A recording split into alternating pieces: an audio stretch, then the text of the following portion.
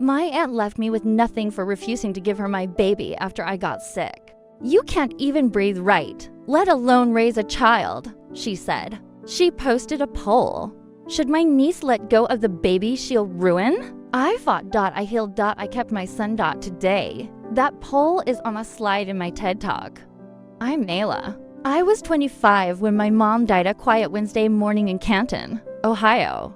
My phone rang just before 7 a.m. The hospital told me she was gone before the ambulance even reached their brain aneurysm. No warning. I was at her house, my house now alone, and in complete shock, with only the soft ticking of the kitchen clock and the hum of the refrigerator. To keep me company. My mom was my everything. She raised me by herself, worked night shifts, and made miracles out of ramen and discount canned soup. We weren't rich, but we were close. I thought the worst part of losing her would be the grief. But no. It was what came after. It was Marlene. Marlene was my mom's older sister. She lived 20 minutes away, in a tidy beige colonial in Massillon. She wore pastel twin sets, curled her hair even for grocery runs, and talked to her dogs like they were people. She had no kids, no warmth, and no boundaries, the kind of woman who looked at grief as weakness and motherhood as something you either did perfectly or not at all. At first, Marlene came across like she was helping. She brought over meals, cleaned out the garage, helped me cancel my mom's magazine subscriptions. She made herself useful, and I let her in because I had no one else. I had no siblings, no cousins I was close with, and my dad long gone by the time I was in diapers. I was grieving, lost, vulnerable. And then just a couple months later, I met Wami. He was quiet, funny, and kinda carpenter who volunteered on the weekends, fixing up homes for low-income families. He came into the bookstore I worked at every few days and eventually asked if I wanted to get coffee. We were both lonely in different ways. I told him about my mom, and he told me about his dad, who had died 2 years earlier. We bonded quickly. 3 months later, I got pregnant. I remember sitting on the bathroom floor, holding that stick, crying. It wasn't just fear, it was also a weird, fierce kind of joy. I knew it would be hard, but I also knew I wanted to keep the baby. My life hadn't made much sense since mom died, but this baby felt like a reason to keep going. Wami tried. I'll give him that. But somewhere around the second trimester, the calls got less frequent. He missed an appointment. Then by the time I hit 30 weeks, he'd ghosted me completely. So there I was, 25, pregnant, alone in a creaky 2-bedroom house with a half-functional furnace and a leaky roof, working part-time and trying not to panic. And Marlene? Oh, honey, she said when I told her, you're really keeping it? She didn't even try to pretend she was happy, didn't ask if I needed anything, just pursed her lips and stared down her nose. She started dropping in more after that, bringing over baby books and clothing catalogs, making weird comments like, you'll never sleep again, you'll see. And what if the baby ends up in foster care? At the time, I chalked it up to her just being tone-deaf. I had no idea she was planting seeds. At 33 weeks pregnant, I got a cold that turned into pneumonia. By the time I got to the ER, I could barely stand. I don't remember much of the first few days, just a blur of needles, wires, and terrifying gaps in time. Eventually, I was transferred to Cleveland Clinic. They sedated and intubated me. My lungs were failing. They performed an emergency C-section while I was under. I didn't even get to see my son being born. His name was Rami. He was 5 pounds to ounces and breathing on his own. Barely. When I woke up, I couldn't talk. I couldn't move. I felt like I was drowning in my own body. But even then, even in that broken state, all I wanted was to see him. Instead, I saw Marlene. She was already there, sitting next to my bed with a legal folder on her lap. Her nails were freshly painted, and she smiled like she'd just won a bet. I spoke to the doctors. She said, you might be in recovery for a long time. Months. Maybe. And what's going to happen to Rama while you struggle to breathe and learn to walk again? I couldn't even respond. My throat was to raw dot, but she went on like I wasn't even there. I think it's best if I step in, temporarily. Of course, she said, pulling out some paperwork. Just emergency authorization, she said. Not guardianship. Yet. I refused. Shook my head as much as I could, which wasn't much. She looked annoyed. 2 days later, she came back. Same spiel. This time more urgent. I still refused. That's when she snapped. You can't even breathe right, she spat. You really think you're going to be able to raise a child in that dump of a house you inherited? No job, no support, no health. She stormed out. And then she made the poll. I found out about the poll from a nurse. It was early morning, maybe 6:15. The night shift nurse, Hannah, was helping me sit up when she paused mid-sentence and glanced at her phone. She looked at me with that same expression people use when they hear about a dog getting hit by a car. She said slowly, I think your aunt, posted something. She didn't have to say anything else. My chest went tight. Hannah pulled up her phone and showed me the post. A big, bold heading. Should my niece let go of the baby she'll ruin? Below that, the poll options. I can still picture them. Burned into my brain. Yes, the baby deserves better. ZZ let her try and fail. Should attached a picture of me from the hospital sleeping. Tubes in my nose, looking half dead. She must have snapped it when I was unconscious. The caption read, my niece is in critical condition. On oxygen. No job. No father for the baby. I'm offering to take care of her child temporarily. She won't sign. What should I do? Hundreds of people had voted. Most voted yes. There were comments. 2 from people I hadn't spoken to in years. Old neighbors, distant cousins. Even women from the church my mom used to go to. One said, that poor child. Someone needs to step up. Another, if she really loved the baby, she'd let him go. The poll had nearly 3,000 views and almost 200 shares. I didn't even cry. I just sat there, staring at it, the oxygen tube hissing beside me, feeling like something inside me had been sliced open without anesthesia. Hannah was fuming. This is sick. You want me to report it? I shook my head. Not yet. Because deep down, something else was forming inside me, stronger than hurt. Colder than sadness, revenge. When I got discharged from the hospital, I went home to nothing. My savings were gone. My job at the bookstore had already replaced me. The heating in my house was spotty. Rami was still in the NICU, scheduled for discharge the next week. Marlene had left the spare key in the mailbox with a sticky note. Call me when you're thinking clearly. I'll be waiting. There was no food in the fridge. Just a half carton of expired milk and mustard. But Leah was alive, and so was I. That was enough to light a fire. I called every social worker I could find. I filed for emergency benefits. I applied for WIC, food stamps, rental assistance. I filled out online surveys for $10 a piece at night, coughing through it all. And when I went to pick up Rami, when I walked into that hospital nursery holding a coat to sizes, too big to hand me down car seat, I knew I would never let anyone touch him again.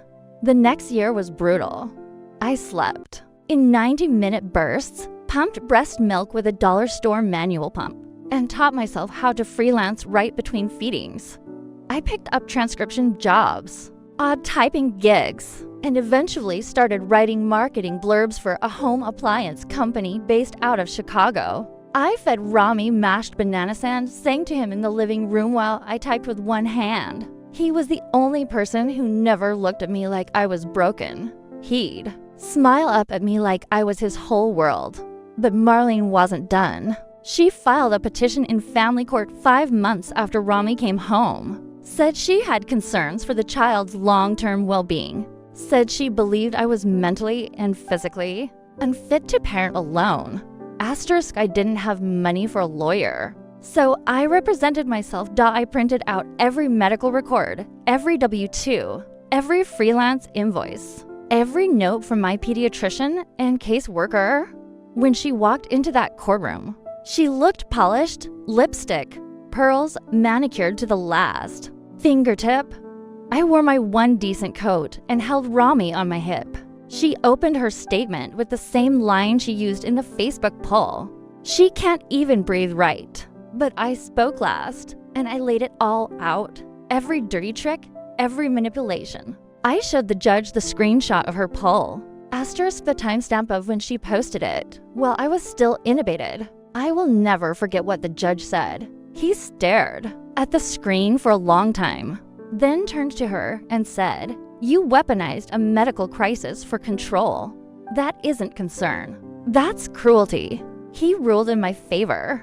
Romana stood up, grabbed her purse, and left without a word. She never filed again. I still wasn't winning at life, but I had my son. Asterisk, and we were safe. Eventually, I saved enough to fix the furnace. I took on more clients. I even started working for a parenting blog that liked my writing style. Raw, real, and blunt. They loved the story about fighting for custody from a hospital bed. It resonated. One article got shared over 40,000 times. The editor called me crying. She said I was doing something important. Asterisk I didn't feel important. I felt tired, but something had shifted. Rami turned 3 that fall. He loved trucks and mango slices. He liked wrapping himself in the curtains and jumping out like a ghost. That's when I got the email. TEDx Cincinnati. Someone had read my article and forwarded it to a speaker coordinator. Asterisk she wanted to know if I'd be interested in telling my story on stage. I said yes. Not because I wanted to be seen, but because I needed people to know the other side of the story. The one that wasn't in Marlene's poll. The one that started with, "I was intubated alone and still refused to give up my son." I said yes to TEDx and then immediately panicked. What was I going to say? How could I take something so raw, so deeply personal, and package it into a polished 10-minute talk? I wasn't a public speaker. I was just a tired single mom who had survived pneumonia and a custody ambush. But they were serious. They sent over speaker guidelines, a timeline, and paired me with a coach named Navidwo, called me once a week from Portland, and had a voice like jazz. He told me, don't give them the story, give them the fight. So I started writing.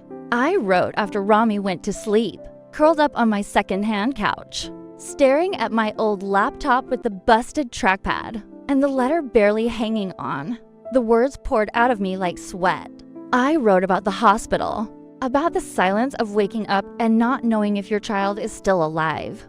I wrote about the poll. I wrote about what it feels like when someone you trust uses your worst moment as a launchpad for their control. And I wrote about how I fought back. I had a line in the early draft that Navid made me keep. She counted me out before I could even speak for myself. But I did speak, and the judge heard me. We practiced over Zoom. Rami was patient, but Navid made me tighten every paragraph like a guitar string. Make them feel it. Ayla, he kept saying, you lived it. Don't protect them from it. The day of the event, I wore a navy jumpsuit. I got clearance and did my makeup in the side mirror of my Honda. Leah was with a sitter named Marta, a retired teacher who adored him. I parked for blocks away from the venue because the main lot was full and walked in heels. I hadn't worn since a wedding in 2016. Backstage was cold. The mic guy kept trying to adjust the headset on my ear, but my hands were shaking. I wasn't nervous to speak. I was nervous about seeing her. Marlene. I didn't know if she'd be there. I hadn't told anyone in the family I was speaking, but I knew how she watched everything. She'd seen the article go viral. She must have known about the event. Whether she showed up or not, her shadow was going to be in the room. They called my name. I stepped out onto a red circle on a hardwood stage and looked out into the crowd. The lights were bright enough that I couldn't see faces, just shapes, just the sound of them waiting. And I began. 3 years ago, I was on a ventilator with a newborn son I hadn't met yet. I couldn't speak, couldn't move, couldn't even sit up.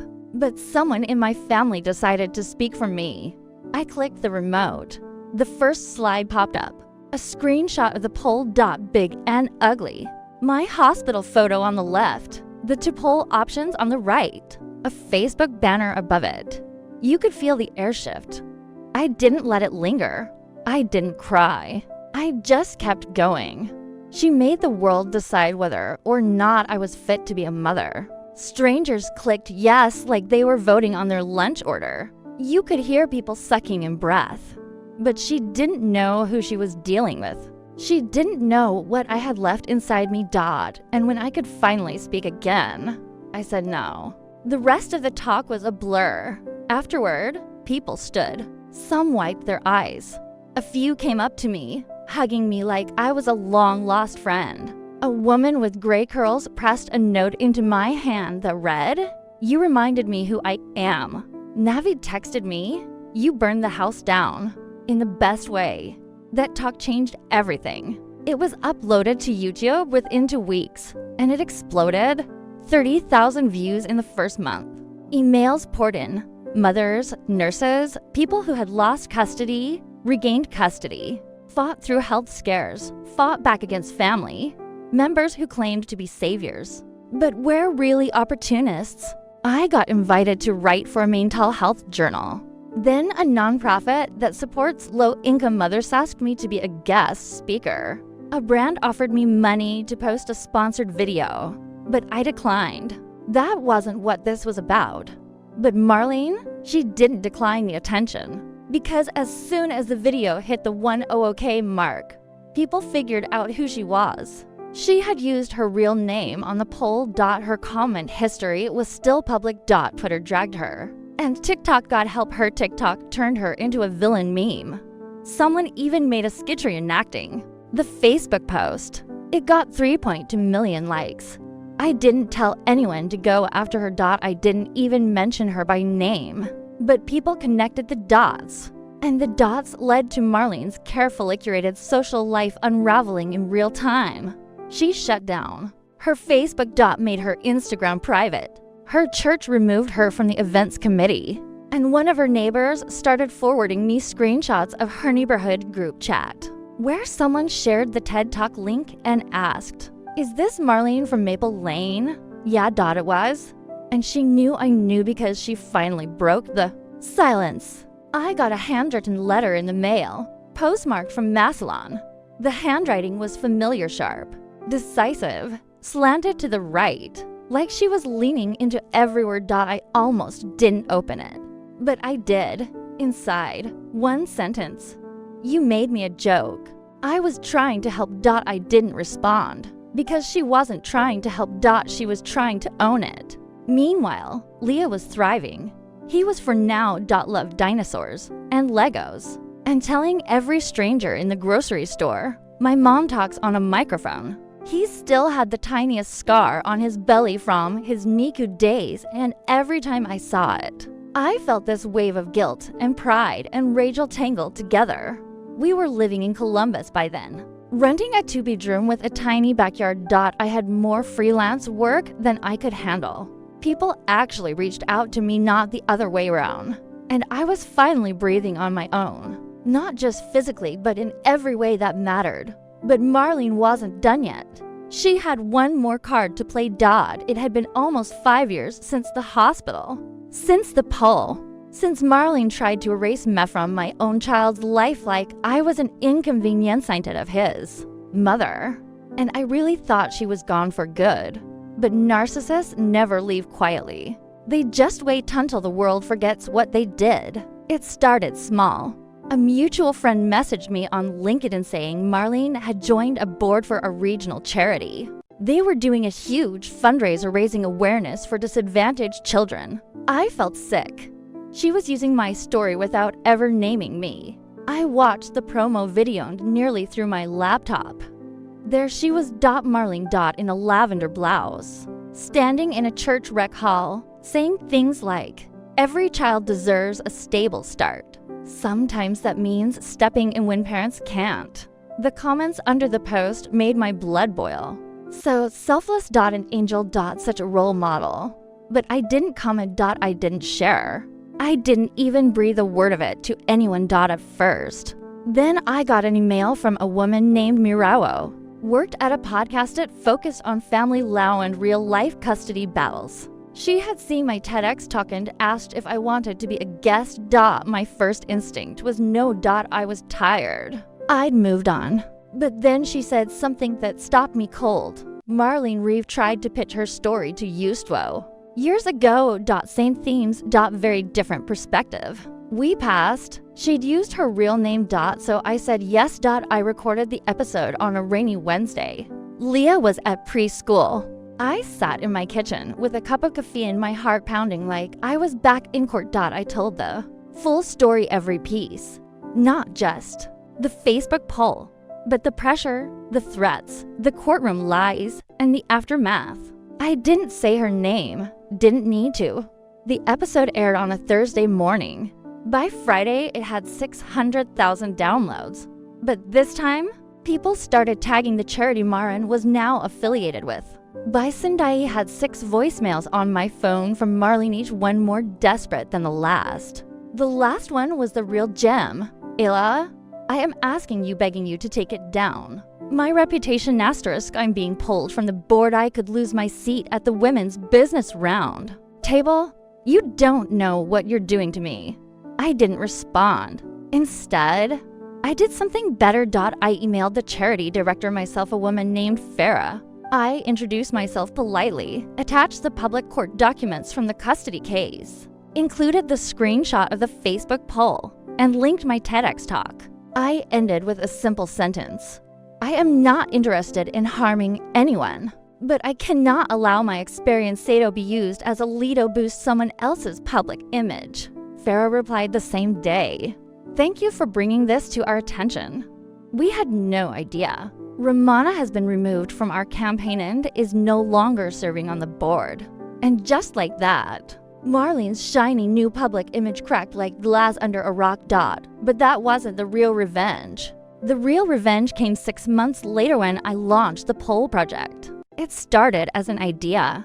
A small online compa tell the stories of people who were publicly shamed or doubted in moments. Of crisis mothers, fathers, caregivers, teens, sick patients. Survivors of all kinds. The tagline. They voted yes. We survived anyway. I put Marlene's poll on the landing page. Asterisk blurred her name, but left the question exactly as it was. Should my niece let go of the baby? She'll ruin her life. And below it, stories, photos, quotes from people who had been told they were unworthy. The site went viral. Nonprofits shared it. Podcasts picked it up. Asterisk journalists reached out.